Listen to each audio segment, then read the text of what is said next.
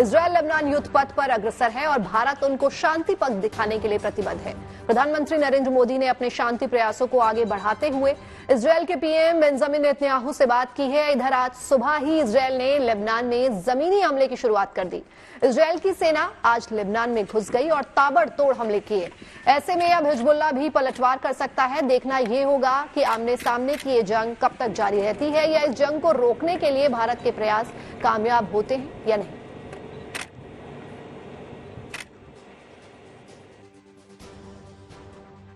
पश्चिम Asia में बढ़ते तनाव के बीच प्रधानमंत्री मोदी ने इजरायली पीएम बेंजामिन नेतन्याहू से फोन पर बात की।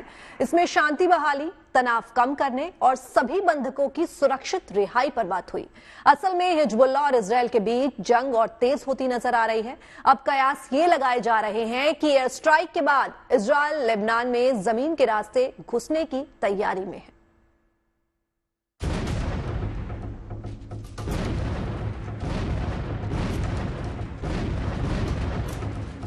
हिजबुल्लाह और इजरायल के बीच हर गुजरते दिन के साथ जंग और भीषण होती जा रही है। जब से हिजबुल्लाह चीफ हसन नसरल्लाह की मौत हुई है, हिजबुल्लाह ने इजरायल पर हमले तेज कर दिए हैं। जवाब में इजरायल भी एयर स्ट्राइक के बाद अब हिजबुल्लाह के खिलाफ जमीनी कार्रवाई की रणनीति बना रहा है, जिसके बाद पश्चिमी एशिया में जंग का दायरा बढ़ने की अटकलें लगने लगी हैं। इन अटकलों के बीच ही तनाव को कम करने, बंधकों की सुरक्षित रिहाई और शांति बहाली को लेकर पीएम मोदी ने इजरायली पीएम बेंजामिन नेतन्याहू से फोन पर बात की। खुद पीएम मोदी ने सोशल मीडिया एक्स के जरिए इस बात की जानकारी दी, जिसमें उन्होंने लिखा कि पश्चिमी एशिया में हाल ही में हुए घटनाक्रमों के बारे में प्रधानमंत्री बेंजामिन नेतन्याहू से बात की। आतंकवाद का हमारे विश्व में कोई स्थान नहीं है। क्षेत्रीय तनाव को रोकना और सभी बंधकों की सुरक्षित रिहाई सुनिश्चित करना महत्वपूर्ण है। भारत शांति और स्थिरता की शीघ्र बहाली के प्रयासों का समर्थन करने के लिए प्रतिबद्ध है। दोनों नेताओं के बीच फोन पर यह बातचीत ऐसे वक्त हुई है जब पश्चिमी एशिया के कई देश आमने सामने हैं। इसकी शुरुआत पिछले साल अक्टूबर में इजरायल हमास युद्ध के साथ हुई थी। इजरायल इस वक्त 4 मोर्चों पर ईरान, हमास, हिजबुल्लाह और यमन के हूती विद्रोहियों से सीधे युद्ध कर रहा है, जिसका नतीजा है कि इस जंग ने पश्चिमी एशिया में टेंशन को कम करने के बजाय और बढ़ा दिया है। There is nowhere in the Middle East Israel cannot reach. There is nowhere we will not go to protect our people and protect our country. ऐसे में पीएम मोदी ने डायलॉग और डिप्लोमेसी के रास्ते शांति बहाली और जंग रोकने की पुरजोर वकालत की है। प्रधानमंत्री नरेंद्र मोदी के अलावा संयुक्त राष्ट्र प्रमुख एंटोनियो गुटेरेस ने भी मिडिल ईस्ट में बढ़ती हिंसा पर चिंता व्यक्त की और सभी पक्षों से तुरंत हिंसा रोकने की अपील की है। Bureau report, good news today.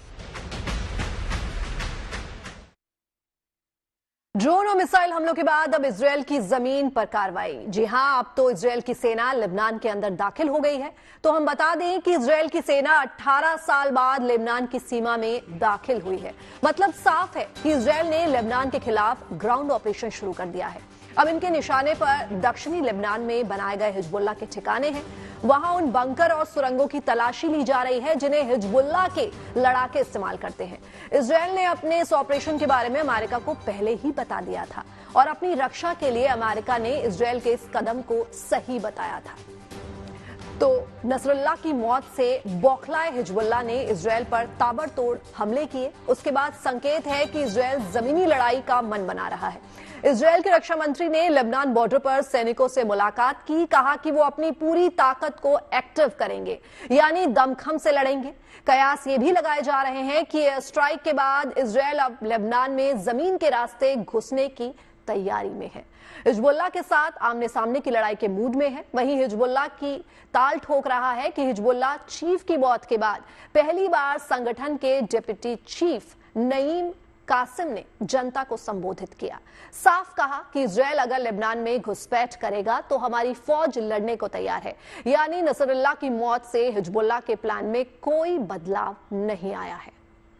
تعتدي إسرائيل بارتكاب المجازر في كل مناطق لبنان وتختار القرى قرية قرية حتى لا يبقى قرية ولا بيت إلا وآثار إسرائيل العدوانية فيها. هي تعتدي على المدنيين وعلى الهيئات الصحية وعلى كشافة الرسالة وعلى كل الذين يسيرون وعلى كل الذين يمكثون في بيوتهم من الأطفال والنساء والشيوخ. هؤلاء لا يقاتلون المقاتلين، إنما هؤلاء يقتلون ويرتكبون المجازر بحق المدنيين والأبرياء. Gaza में करीब 1 साल से जंग जारी के बाद इजरायल ने हिजबुल्लाह का रुख किया और जबरदस्त प्लानिंग के साथ एयर स्ट्राइक करते हुए उसे तहस नहस कर दिया। लेकिन लड़ाई अकेले हिजबुल्लाह के साथ नहीं हो रही, इसके साथ ही इजरायल यमन के हूती विद्रोहियों पर भी हमला कर रहा है। गाजा में हमास के ठिकानों पर उसके हमले पहले की तरह जारी हैं। यानी इजरायल ने इस वक्त चौतरफा मोर्चा खोल रखा है और अपने दुश्मनों को पूरी तरह से तबाह करना ही उसका इकलौता मकसद है। देखिए खास रिपोर्ट।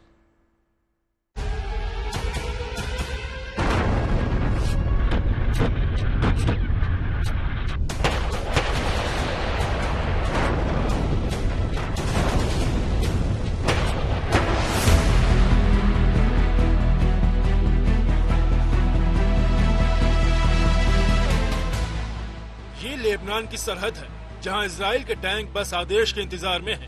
इशारा होते ही हिजबुल्लाह के गढ़ में जमीनी युद्ध शुरू हो जाएगा। लेकिन ये तो सिर्फ एक मोर्चा है। इजराइल एक अलग ही तैयारी और रणनीति के साथ जंग में आगे बढ़ रहा है। एक साथ कई मोर्चे खोल रखे हैं और एक साथ सभी मोर्चे पर बमबारी हो रही है। ऐसा लगता है कि इजराइल ने एक साथ अपने सभी दुश्मनों को तबाह करने का फैसला कर लिया है और उसकी वजह भी है। यमन के हूती विद्रोहियों ने प्रधानमंत्री नेतन्याहू को निशाने पर लेकर उस वक्त मिसाइल दागी जब उनका प्लेन इजराइल के बेन गुरियन एयरपोर्ट पर पहुंचा था। एयरपोर्ट पर मिसाइल से सावधान करने वाले सायरन बजने लगे। सभी बम शेल्टर की तरफ भागे, लेकिन इजराइल के एरो मिसाइल डिफेंस सिस्टम ने मिसाइल को नाकाम कर दिया। हूती विद्रोही फिर भी इसकी जिम्मेदारी लेने के लिए सामने आए।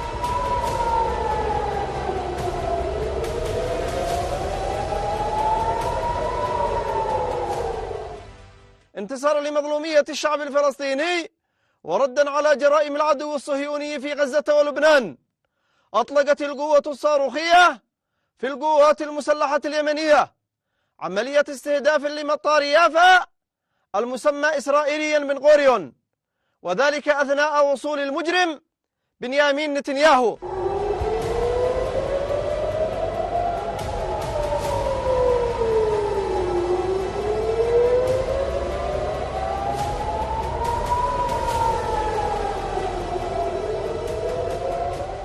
नेतन्याहू एयरपोर्ट से निकले, सेना के मुख्यालय पहुंचे और हूती विद्रोहियों के खिलाफ एक्शन शुरू हो गया। इजराइल के दर्जनों फाइटर जेट 1800 किलोमीटर की दूरी तय करके यमन पहुंचे।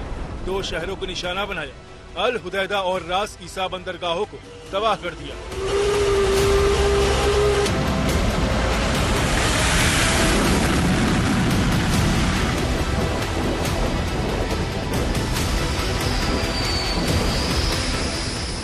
इजरायली सेना के मुताबिक इन 2 बंदरगाहों पर ही ईरान से हथियार आते थे जिनका इस्तेमाल हूती विद्रोही कर रहे थे, मगर अब ऐसा नहीं कर पाएंगे। बंदरगाहों के साथ ही इजराइल ने हूतियों के बिजली संयंत्रों को भी निशाना बनाया, जिससे पूरे इलाके की बिजली ठप हो गई। इस हमले के बाद इजराइल ने ईरान को भी चेतावनी दे दी। עכשיו תקפנו לפני שעה בתימן את החות'ים, אנחנו יודעים להגיע מאוד רחוק, יודעים להגיע גם יותר רחוק ויודעים גם לתקוף שם מדויק. זה לא מסר, זה מעשה. זה מעשה שיש מאחוריו מסר. אנחנו בלבנון ממשיכים סיכולים, כי זה ההחלשה הכי חזקה. אנחנו ממשיכים להשמיד אמל"ח, אנחנו ממשיכים להרוג פעילים. אני מסתכל על הציר, תראו, הציר מובל על ידי איראן, חיזבאללה בתוכו שחקן מאוד מאוד מרכזי. חיזבאללה קיבל מכה מאוד מאוד חזקה בחודש האחרון, יותר מזה בשבועיים האחרונים, יותר מזה ב3 ימים האחרונים. הוא איבד את הראש שלו. इजराइल का आरोप है कि बीते 1 साल से हूती विद्रोहियों ने ईरान के हुक्म और उसकी मदद से इजराइल पर हमले किए। अब इजरायली सेना ने यमन के हूतियों को भी नेस्तनाबूद करने का इरादा कर लिया है। उधर हिजबुल्लाह के खिलाफ भी इजराइल की कार्रवाई जारी है। नसरल्ला के मारे जाने के बाद पलटवार करते हुए हिजबुल्लाह ने इजराइल पर 35 रॉकेट दागे। इसके बाद इजराइल ने भी जवाब देने में देर नहीं की।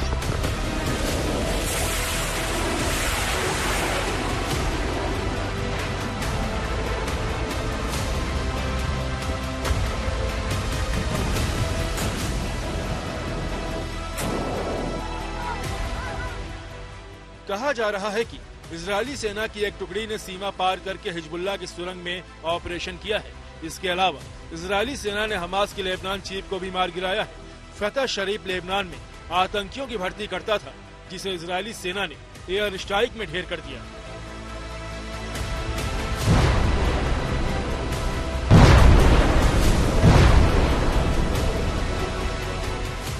इस तरह इजराइल हमास, हिजबुल्लाह और हूती विद्रोहियों के खिलाफ एक साथ कार्रवाई कर रहा है और नजर ईरान पर भी है।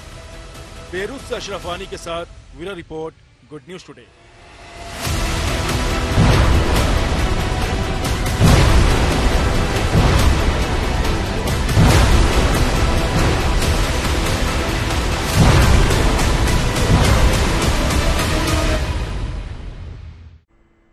गाजा में तबाही के बाद इजरायल ने पूरी रणनीति के साथ हिजबुल्लाह के खिलाफ मोर्चा खोला और पिछले 2 महीने के भीतर हिजबुल्लाह की पूरी लीडरशिप को खत्म कर दिया है। तो इजरायल ने 30 जुलाई को लेबनान पर एक एयर स्ट्राइक में हिजबुल्लाह के दूसरे सबसे सीनियर लीडर फुआद शुक्र को मार गिराया। इसके ठीक अगले दिन 31 जुलाई को ईरान पर हमला कर हमास चीफ इस्माइल हानिये को भी मार दिया। पिछले कुछ दिनों में हिजबुल्लाह के कई बड़े कमांडर ढेर कर दिए गए। एलीट कमांडो यूनिट का फाउंडर इब्राहिम अकील भी मारा जा चुका है। यानी हिजबुल्लाह के पास इस वक्त बहुत कम लोग हैं जो उसका नेतृत्व कर सकते हैं। इस वक्त बड़ा सवाल यह है कि हिजबुल्लाह का अगला चीफ कौन होगा। इस रेस में सबसे आगे 2 नाम चल रहे हैं। इनमें से पहला है हाशिम सैफुद्दीन और दूसरा है नईम कासिम। सैफुद्दीन हिजबुल्लाह की एग्जीक्यूटिव काउंसिल का सदस्य और हसन नसरल्लाह का चचेरा भाई है। हिजबुल्लाह का deputy secretary general Naim Qassem भी इस रेस में है। कासिम को लेबनान में शिया आंदोलन और हिजबुल्लाह का नंबर 2 भी कहा जाता है। लेकिन इस वक्त हिजबुल्लाह के सामने बड़ा सवाल ये है कि उसे ईरान से कितना समर्थन मिलता है। खुद ईरान इजरायल के ताबड़तोड़ हमलों के आगे बेबस नजर आ रहा है, सीधे जंग लड़ने की हालत में नहीं है। वहीं नेतन्याहू ने एक तरफ से इशारा भी कर दिया है कि इजरायल ईरान में भी हमला करने से गुरेज नहीं करेगा। I speak a lot about the leaders of Iran. Yet at this pivotal moment, I want to address you, the people of Iran. I want to do so directly, without filters, without middlemen. There is nowhere in the Middle East Israel cannot reach. There is nowhere we will not go to protect our people and protect our country. With every passing moment, the regime is bringing you, the noble Persian people, closer to the abyss. But you know one simple thing. Iran's tyrants don't care about your future, but you do. When Iran is finally free, and that moment will come a lot sooner than people think, everything will be different. Our 2 ancient peoples, the Jewish people and the Persian people, will finally be at peace. Our 2 countries, Israel and Iran, will be at peace. Don't let a small group of fanatic theocrats crush your hopes and your dreams. You deserve better. Your children deserve better. The entire world deserves better.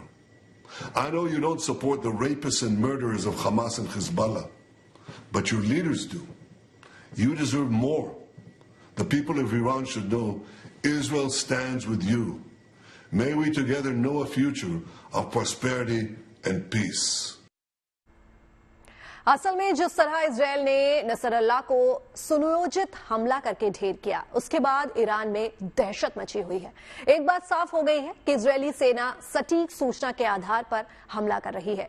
सीधे leadership को target किया जा रहा है और यह सिलसिला तब तक नहीं रुकने वाला जब तक इजरायल अपने दुश्मनों को घुटनों पर नहीं ला देता। लेबनान में बंकर के नीचे छिपे नसरल्लाह को जैसे निशाना बनाया गया, उससे सभी हैरान हैं। देखिए इजरायल ने इस ऑपरेशन की प्लानिंग कैसे की।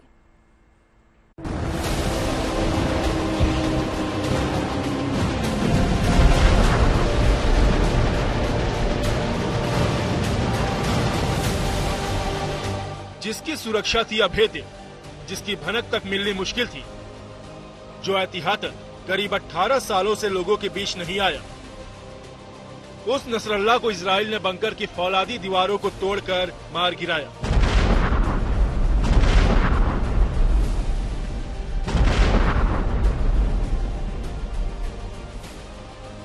लेकिन ये कैसे मुमकिन हुआ?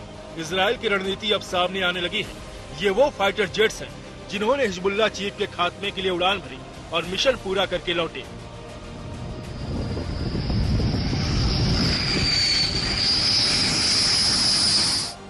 न्यूयॉर्क टाइम्स की रिपोर्ट की माने तो आईडीएफ ने हसन नसरल्लाह को मारने के लिए JDAM यानी joint direct attack munition guidance kit के साथ कम से कम 15 BLU-109 बमों का इस्तेमाल किया।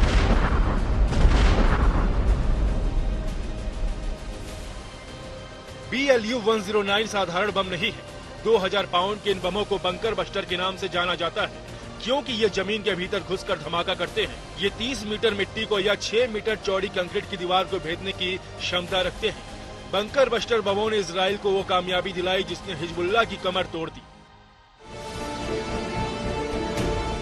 नसरल्लाह के खात्मे के लिए इजरायली सेना ने इन्हीं बमों का इस्तेमाल किया। ये दावा इजरायली सेना की ओर से जारी एक वीडियो के आधार पर किया गया। वीडियो में इजरायली वायुसेना F-15I लड़ाकू विमान हत्जरीम एयरबेस से उड़ान भरते नजर आते हैं। हर एक फाइटर जेट में 6 बम हैं। ये सभी PLU-109 बम हैं। फिर वीडियो में शाम के समय एक विमान को बगैर किसी बम के इजरायली एयरबेस पर लौटते हुए दिखाया गया है, यानी फाइटर जेट ने अपना मिशन पूरा कर लिया। माना जा रहा है कि इसी प्लेन ने हिजबुल्लाह चीफ का खात्मा किया। नसरल्लाह के खात्मे को लेकर अलग अलग थ्योरी दी जा रही है। एक दावा यह भी है कि उसकी मुखबिरी ईरान के ही एक एजेंट ने की। नसरल्लाह की हत्या के पहले उसके ठिकाने की पहचान की गई। पता चला कि वो दक्षिण बेरूत के तहिए में है। यहाँ उसका बंकर जमीन से 60 फीट नीचे था। उसे भेदने के लिए इजरायली सेना ने बंकर बस्टर बमों का इस्तेमाल किया। फ्रांस के एक अखबार का दावा है कि नसरल्लाह की मुखबिरी एक ईरानी एजेंट ने की, यानी वो ईरान जिसके लिए नसरल्लाह इजराइल से लड़ रहा था, उसके ही एक एजेंट ने उसे धोखा दे दिया। मुखबिर ने हमले से कुछ घंटे पहले ही इजरायली सेना को नसरल्लाह के ठिकाने के बारे में जानकारी दी थी। उसने बताया कि नसरल्लाह कुछ ही देर पहले अपने काफिले के साथ हेडक्वार्टर पहुंचा है। इससे पहले वो हिजबुल्लाह के मारे गए ड्रोन चीफ को दफनाए जाने के कार्यक्रम में शामिल हुआ था। उसने बताया कि ये ठिकाना बेरूत के दक्षिणी उपनगर दहिए में है। जैसे ही इजराइल को नसरल्लाह के ठिकाने की सटीक जानकारी मिली, बंकर बस्टर बमों से लैस लड़ाकू विमान उड़ चले। बंकर बस्टर बमों में 80 टन विस्फोटक थे और ऐसे करीब 85 बम थे।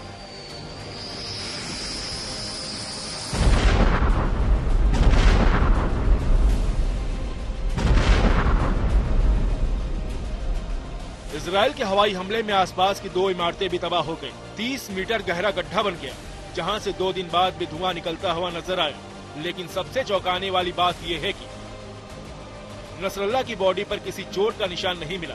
माना जा रहा है कि उसकी मौत जबरदस्त धमाका होने के सदमे से हो गई। हवाई हमले में ईरानी रिवोल्यूशनरी गार्ड के कमांडर अब्बास नीलफोरुशान की भी मौत हो गई। उधर इजराइल के ऐसे हमले से ईरान दहशत में है। खबर है कि सुप्रीम लीडर खामनेई की सुरक्षा पहले से ज्यादा बढ़ा दी गई है। खामनेई को किसी गुप्त ठिकाने पर छिपा दिया गया है। डर है कि कोई अपना ही एजेंट खामनेई की मुखबिरी न कर दे और इजराइल के फाइटर जेट्स को लोकेशन पता चल जाए। बेरूत से अशरफ वानी के साथ bureau report, good news today. इस खास पेशकश में फिलहाल के लिए बस इतना ही, लेकिन आप बने रहिए गुड न्यूज टुडे पर, क्योंकि यहाँ खबरों का सिलसिला यूं ही जारी रहेगा।